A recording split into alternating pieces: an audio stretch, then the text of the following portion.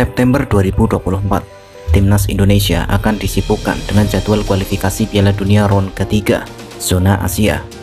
Dua lawan yang akan dihadapi adalah Timnas Arab Saudi dan Timnas Australia, yang merupakan dua raksasa Asia yang selalu menjadi langganan Piala Dunia.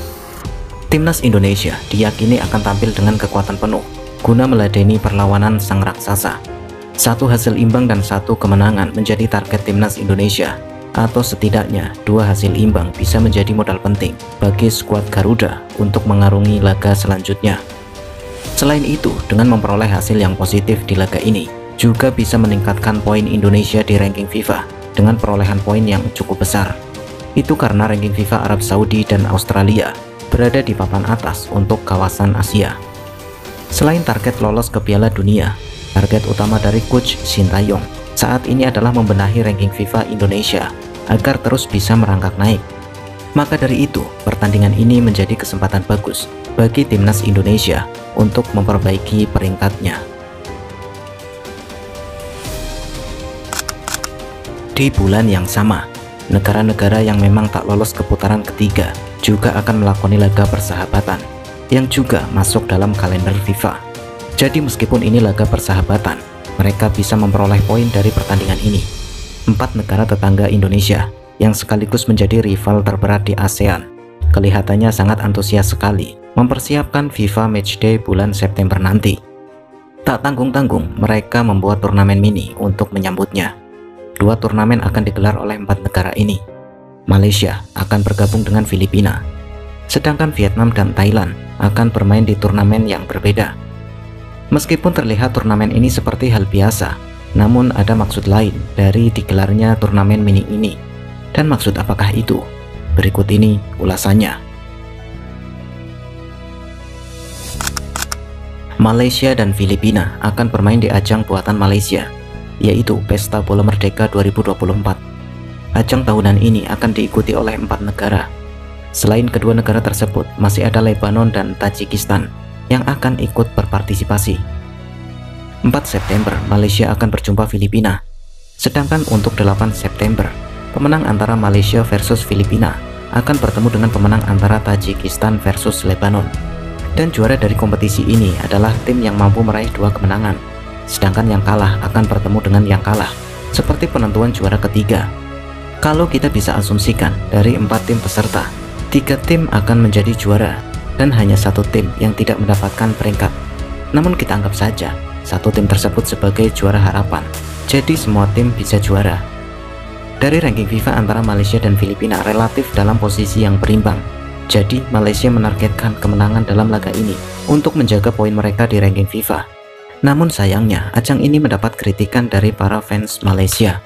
Bahkan mereka sampai mengancam memboikot laga Malaysia tanpa penonton.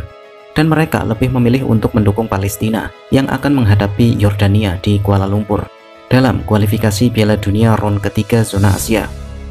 Hal ini sebagai luapan kekecewaan mereka kepada kinerja FAM. Para supporter menuntut agar FAM dirombak. Tuntutan ini digaungkan sejak mundurnya Kim Pan Gon dari kursi kepelatihan Timnas Malaysia. Laga ini juga akan menjadi laga debut bagi pelatih baru Malaysia, yaitu Pau Matri, yang ditunjuk sebagai pelatih interim. Dengan adanya boikot yang dilakukan fans Malaysia, Pau Matri pun akhirnya mengemis dukungan pada para fans agar ikut menyaksikan laga Timnas Malaysia. Namun apa yang terjadi? Ya, mereka tetap tidak bergeming. Bahkan fans bertekad akan mengosongkan stadion tempat ajang ini digelar.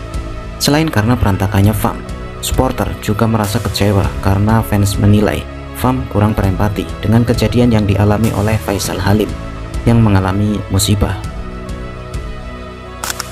Sedangkan di kompetisi lain, Thailand akan bertandang ke Vietnam guna mengikuti kompetisi yang dibuat oleh Vietnam. Selain Thailand dan Vietnam, Rusia juga akan ikut meramaikan kompetisi ini.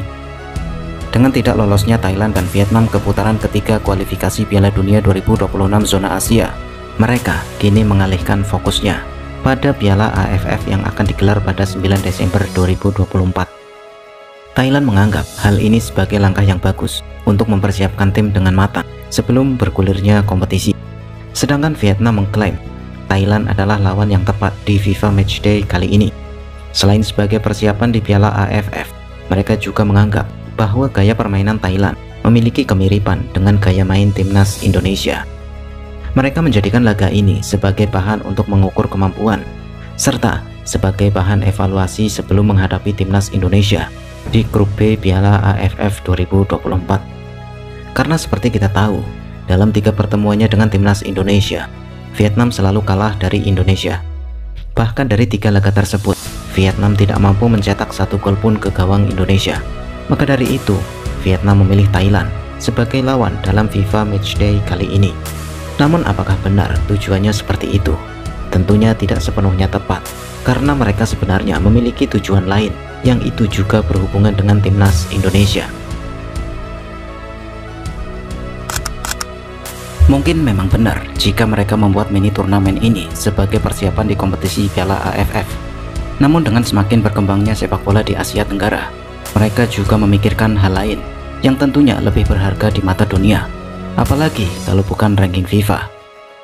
September nanti, Indonesia akan menghadapi 2 laga berat, yaitu menghadapi 2 raksasa Asia sekaligus. Dalam laga ini, Indonesia bisa mendapatkan poin yang cukup tinggi jika mampu meraih hasil positif. Namun sebaliknya, jika Indonesia kalah, poin Indonesia pun bisa saja turun. Hal inilah yang dimanfaatkan para tetangga untuk menjaga posisi mereka agar bisa menyalip timnas Indonesia atau menjaga agar tidak disalip timnas Indonesia.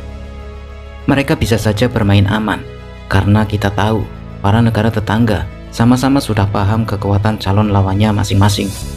Dengan ranking yang tidak terpaut jauh, mereka akan mendapatkan poin yang cukup untuk mengamankan posisi mereka. Terlebih salah satu negara yang akan mereka lawan merupakan negara dengan rank FIFA yang cukup tinggi. Dan jika mereka bisa menang, tentunya poin yang lebih besar bisa mereka dapatkan. Untuk memanfaatkan situasi ini, mereka mengadakan mini turnamen dengan sama-sama tim ASEAN agar mereka bisa saling menguntungkan. Sedangkan di Piala AFF 2024, Indonesia berkemungkinan besar tidak bisa memainkan skuad terbaiknya karena banyaknya pemain timnas Indonesia yang berkarir di Eropa. Hal ini juga akan dimanfaatkan oleh para rival timnas Indonesia untuk kembali meraih gelar di kompetisi paling bergengsi di Asia Tenggara tersebut.